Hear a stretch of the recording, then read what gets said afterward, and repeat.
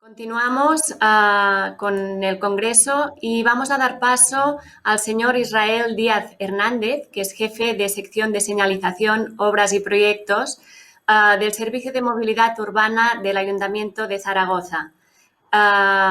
Él nos hablará de la regularización para el uso de vehículos de movilidad personal. Bienvenido, señor Díaz. Primero quiero agradecer al Colegio de Ingenieros de Obras Públicas de Cataluña la oportunidad de estar hoy aquí para hablar pues, de este tema que entiendo y que considero que es muy interesante. Cuando quiera. Sí, hola, buenos días. Sí. Bueno, buenos días a todos. La ponencia que vamos a realizar hoy versa sobre la regularización para el uso de los vehículos de movilidad personal. Vamos a organizar esta exposición en 3 puntos fundamentales, una fase o una etapa previa en el que se van a ir introduciendo o van a ir surgiendo distintos conceptos relacionados con la normalización y la regularización de estos vehículos. Una segunda etapa, digamos, de mayor profundización en estos conceptos regulatorios con las 2 instrucciones del año 16 y del año 19 de la Dirección General de Tráfico y finalmente una última etapa de consolidación con pues el reflejo de todos los cambios que se han venido anunciando anteriormente tanto en el Reglamento General de Circulación como en el Reglamento General de Vehículos. Empezaremos hablando de la etapa previa y hablamos del origen de los VMPs. Tenemos que tener en cuenta que el concepto de vehículo de movilidad personal como un aparato, un artilugio pensado para resolver una necesidad de movilidad, es decir, que no va a estar relacionado con un uso recreativo o con un uso lúdico y que va a estar vinculado con un único usuario, pues no es un concepto nuevo, es un concepto que ha surgido hace mucho tiempo y que, pues a lo largo de las últimas décadas han ido surgiendo distintos modelos precisamente de este tipo de vehículos con mayor o menor éxito de diseño, aunque, es cierto que hasta los últimos años no han conseguido una auténtica, digamos, expansión significativa en las calles, al menos, por ejemplo, de nuestro país. Hoy en día podemos reconocer muy distintas tipologías de VMPs, desde los más comunes, los patinetes con o sin sillín, digamos, modelos más o menos evolucionados de estos mismos elementos. Y, pues esto es consecuencia, efectivamente, de que surgen muy distintos tipos de usuarios y que, por lo tanto, se van a dar a estos aparatos también distintos tipos de uso en función de las distintas soluciones de movilidad que necesita cada tipo de usuario. En esta etapa inicial, la única referencia normativa que se tenía para definir el comportamiento y el uso de este tipo de vehículos era el artículo 121.4 del Reglamento General de Circulación, que, pues ciertamente es un punto un tanto oculto, ¿no? No está, digamos, dentro del el contenido general más directo del Reglamento General de Circulación, como digo, está un poco escondido, concretamente en el título tercero, otras normas de circulación referidas a los peatones y concretamente la circulación en zonas peatonales. Como vemos en el propio texto del articulado, pues esta norma se está refiriendo fundamentalmente a patinetes o patines que, poco tienen que ver con una solución para un problema de movilidad, sino que se refieren más bien a juguetes y elementos de ocio y de entretenimiento. Tenemos que señalar, además, que en esta etapa previa se ha producido un incremento de uso muy importante por 3 factores fundamentales que consideramos de esencial importancia. El primero de ellos es una mayor concienciación ambiental por parte de los ciudadanos. Esto hace que se busquen alternativas y modos y sistemas de transporte que tengan un menor impacto, una menor huella ambiental. Por otro lado, también se ha producido un importante desarrollo tecnológico en distintos aspectos. Esto nos ha permitido, por un lado, disponer fundamentalmente de baterías para este tipo de vehículos que, pues tienen una propulsión fundamentalmente basada en motores eléctricos. Se ha conseguido mejorar el diseño y las prestaciones de almacenamiento de las baterías. También se ha conseguido pues producir este tipo de elementos a gran escala y pues precisamente por cuestiones de economía de escala se ha conseguido también que los precios sean muy competitivos, de tal manera que bueno, pues este tipo de vehículos hoy en día pues podemos señalar que es fácilmente adquisible y fácilmente adquisible por, digamos, por la mayoría de los usuarios. Y luego también el elemento crítico que vemos que se ha producido sobre todo en los últimos meses, ¿no? Como consecuencia de la crisis del COVID, en la que estamos inmersos y todos conocemos, que serían las medidas de distanciamiento social y que tienen un reflejo fundamental sobre las prestaciones y las capacidades de las líneas de transporte público colectivo. De hecho, como digo, la combinación de estos tres factores es lo que entendemos que ha propiciado bueno, pues un boom y una gran proliferación de este tipo de vehículos en los últimos años. Evidentemente, una gran proliferación de un tipo de vehículos en unas circunstancias de ausencia regulatoria, pues evidentemente genera una serie de problemas. En primer lugar, problemas de convivencia en el momento en el que no está claramente definido cuál es el lugar y cuál es el espacio que este tipo de vehículos tienen que o deben ocupar, y entonces pues esto evidentemente provoca roces o conflictos con aquellos usuarios que tradicionalmente han tenido el uso casi no exclusivo de estos espacios. Estamos hablando fundamentalmente, pues, por ejemplo, de la posibilidad de utilizar estos vehículos de movilidad personal en aceras o zonas peatonales. También se generan problemas importantes de inseguridad vial, porque pues, muchas veces las infraestructuras no están preparadas o no están diseñadas para acoger este tipo de vehículos y, bueno, pues tampoco es advertida la presencia de este tipo de vehículos por parte de otros conductores y también se dan situaciones de inseguridad jurídica tanto para los propios usuarios de estos vehículos como para el resto de usuarios de la vía, pues por cuestiones evidentes, si es necesario o no, el seguro, en caso de que haya algún tipo de accidente, de quién es la responsabilidad, etcétera, etcétera. Todas estas cuestiones, evidentemente, nos llevan a una importante y una fundamental necesidad de regulación en este aspecto relacionado con los vehículos de movilidad personal. ¿Cómo comienza esta regulación o regularización? Pues recordamos el antecedente que mencionábamos anteriormente del artículo 121.4 del Reglamento General de Circulación. Recordamos que estaba prácticamente pues referida a elementos que sirven como juguete, como elemento de ocio y de recreo. Y la auténtica y la verdadera regulación comienza a partir de la publicación de la instrucción de la Dirección General de Tráfico, la 16V124, en la que se van a introducir o van a quedar fijados una serie de conceptos como son los siguientes. Es que estos vehículos de movilidad personal tendrán que estar diseñados y fabricados conforme a una ley, la Ley 21.1992 de Industria, que van a tener la consideración legal de vehículos, según se recoge, además atendiendo al concepto legal que nos vamos a encontrar en la Ley de Tráfico, Circulación de Vehículos a Motor y Seguridad Vial. También se elimina la posibilidad de hacer una equiparación de estos vehículos con el peatón. No van a tener la consideración de vehículos a motor, si bien son vehículos, y se van a diferenciar fundamentalmente en 5 categorías en función sobre todo de la altura de los ángulos peligrosos. Estas 5 categorías serían las A, B, C, 0, C1 y C2.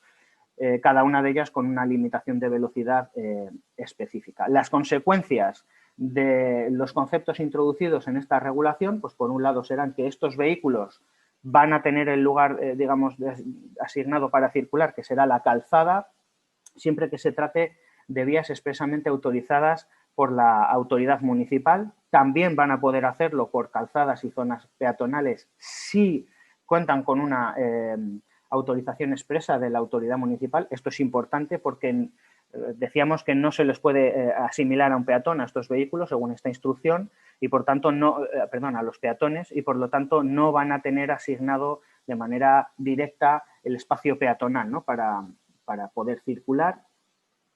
Son vehículos, pero no son vehículos a motor, veíamos anteriormente, por lo tanto, a no ser que la autoridad municipal, en el ejercicio de sus competencias, exija algún tipo de seguro o licencia, pues no será necesario con carácter general y sí que se establece la obligatoriedad de disponer de algún tipo de licencia administrativa para aquellos vehículos de más de 2 ruedas que están destinados a un uso, a una explotación comercial mediante transporte de personas o de pasajeros. Finalmente, La regulación continúa y profundiza en el año 2019 con la instrucción 2019-S149, que lo que va a hacer va a ser adelantar y madurar. Por un lado, madura los aspectos normativos introducidos en la instrucción anterior y, por otro lado, bueno, pues adelanta aspectos que van a quedar también reflejados en posteriores reformas que veremos a continuación. Va a hacer una diferenciación muy importante entre los vehículos de movilidad personal y los vehículos ligeros, que son aquellos que están regulados en el Reglamento 168-2013 del Parlamento y Consejo Europeo. Aquí se van a diferenciar fundamentalmente en lo que a nosotros nos atañe, los vehículos de categoría L1EA, ciclos de motor, y L1EB, que son ciclomotores de 2 ruedas y que, como digo, van a estar completamente exentos de la denominación de vehículo de movilidad personal. En esta instrucción también se van a introducir, bueno, pues aquellas infracciones, o van a introducirse, como digo, las infracciones administrativas derivadas de la conducción de uno de estos vehículos sin la debida autorización, y va a complementar la instrucción anterior en el sentido de que si consideramos que un VMP es un vehículo, lógicamente el que lo conduce, el que lo maneja, será un conductor que estará sometido a las mismas normas y principios que el resto de conductores, entre ellas, por ejemplo, bueno, pues, la realización de controles de alcoholemia y drogas. Y lo que va a hacer también esta instrucción, de manera, bueno, pues muy importante, es adelantar la definición prevista para los vehículos de movilidad personal del Reglamento General de Circulación. Aquí la vemos, pues serán vehículos de una o más ruedas, dotado de una única plaza, exclusivamente con motores eléctricos y con velocidad máxima de diseño entre 6 y 25 kilómetros por hora. Solo pueden tener sillín o asiento si disponen de sistema de autoequilibrado, y estarán excluidos los sistemas de los vehículos que no tienen sistema de autoequilibrado y con sillín, y aquellos vehículos que son para competición, personas de movilidad reducida o que, digamos, exceden unos determinados características eléctricas por parte del motor. Y en cuanto a la consolidación, lo que sería ya la última fase de, digamos, en esta historia que estamos estudiando de la regularización, nos vamos a encontrar con el Real Decreto de muy reciente publicación, el 970 de 2020, de 10 de noviembre, que introduce modificaciones fundamentalmente en 2 textos, que serían el Reglamento General de Circulación y el Reglamento General de Vehículos, que vamos a pasar a desglosar. Las modificaciones que afectan o que más nos interesan en el Reglamento General de Vehículos, prohíbe específicamente circular por travesías, vías interurbanas, autopistas y autovías a los vehículos de movilidad personal. Aquí es importante observar que no se están excluyendo las vías de carácter urbano, es decir, que da posibilidad a los municipios, a las entidades locales, de ejercer las competencias en esta materia y regular el tráfico de este tipo de vehículos en las vías que son de su competencia. Como digo, establece nuevas limitaciones de velocidad para vías de un carril por sentido, 2 carriles por sentido, o para aquellas vías que están pavimentadas todas al mismo nivel. Esto tiene consecuencias también importantes sobre la circulación de vehículos de movilidad personal, porque evidentemente el bajar la velocidad máxima de circulación en la generalidad de las vías implica una mayor capacidad de penetración por parte de estos vehículos cuando circulan por la calzada. En cuanto a las modificaciones al Reglamento General de Vehículos, añade los epígrafes J y K, que van referidos fundamentalmente a la obligación de disponer de un certificado de circulación expedido por un ente autorizado por la DGT, en la que se aseguren o se garanticen el cumplimiento de los requisitos técnicos mínimos por parte del vehículo de movilidad personal, y se tendrá que contar también cada vehículo con un libro de características facilitado por el fabricante y los procesos que permitan a la autoridad determinar las características y comprobar las características de estos elementos de movilidad, de estos vehículos de movilidad personal. También se incorpora el artículo 22 bis, referido a los vehículos de movilidad personal. Se especifica algo que se introducía ya anteriormente, que es la no necesidad de obtención de una autorización administrativa para su conducción. Lo que mencionábamos anteriormente del certificado de circulación. Se introducen también definiciones en el anexo 2, excluyendo específicamente los vehículos VMPs de la definición de vehículos a motor. Se incorpora el concepto de vehículo de movilidad personal, en el que se recogen bueno, pues estos conceptos que veíamos anteriormente, como es, bueno, pues que serán vehículos de una o más ruedas destinados a una única plaza, a un único ocupante, en fin, con limitaciones entre 6 y 25 kilómetros por hora, repito, como veíamos anteriormente. Y por último, ya con un poco de prisa, vamos a pasar al caso concreto de la ordenanza de Zaragoza. Señalar que se aprobó en el periodo de vigencia de la instrucción 16V124. Se va a centrar fundamentalmente en la regulación de los VMPs de los tipos A y B y va a realizar una equiparación funcional con la bicicleta, es decir, va a permitir a los VMPs circular por carriles bici, vías ciclistas, itinerarios ciclistas, en definitiva por cualquier otro lado por donde lo pueda hacer una bicicleta, así como por calzadas de un único carril de circulación limitadas a 30 kilómetros por hora y sin vía ciclista. Permitirá también estacionar y hacer uso de los aparcabicis para estacionar los vehículos de movilidad personal. Y, bueno, pues simplemente señalar que ahora mismo se está en periodo de revisión y de redacción de una nueva ordenanza general de tráfico que, lógicamente, bueno, pues va a recoger todos los preceptos que hemos mencionado anteriormente y que quedan reflejados en el último Real Decreto del año 2020 y que, bueno, pues está en periodo de redacción ahora mismo. Y, bueno, pues esto es todo. Muchas gracias por su atención y aquí termino mi exposición. Muchas gracias, señor Díaz. ¿Tenemos alguna pregunta? No sé si me oye bien. ¿Puede escucharme? Sí, dígame. Sí. Nos preguntan cuál es su opinión sobre el concepto de ciudades 30 kilómetros. Bueno, entiendo que la pregunta se refiere a, bueno, pues, a esta limitación de velocidad o está relacionada de alguna manera con la limitación de velocidad que se ha introducido de manera general ahora con esta última reforma del Reglamento General de Circulación. Bajo mi punto de vista, es una buena medida. Bueno, pues todos conocemos las ventajas que tiene reducir la velocidad de los 50 a los 30 kilómetros por hora, tanto en la ocurrencia de accidentes como en la lesividad de los mismos. Y además el hecho de que reduzcamos esta velocidad genérica de circulación pues favorece de alguna manera bueno, pues, que la vía se pueda compartir con otros usuarios que en principio pues, tienen unas prestaciones y unas capacidades distintas de las del vehículo habitual. Bajo mi punto de vista, todas estas medidas, todo lo que favorezca la presencia de otros vehículos, como pueden ser los vehículos de movilidad personal o bicicletas, conviviendo con el tráfico habitual, el tráfico que hoy en día, digamos, podemos reconocer como más habitual, que es el vehículo turismo con motor de explosión, bueno, pues a mí me parece muy favorable y muy buena. Tenemos que tener en cuenta que también el tráfico y el parque de vehículos va evolucionando, no es el mismo parque de vehículos que tenemos hoy que el que teníamos hace 30 años ni el que tendremos dentro de 30, ¿no? Entonces, también es cierto que circular con bicicletas o con este otro tipo de vehículos de movilidad personal entre vehículos que tengan, bueno, motores eléctricos y otro tipo de prestaciones a los actuales, entiendo que va a ser también más cómodo y por eso, bueno, yo creo que al final pues no deja de ser una medida más que favorece la presencia de otros vehículos y por lo tanto a mí me parece pues muy, muy positiva y muy buena.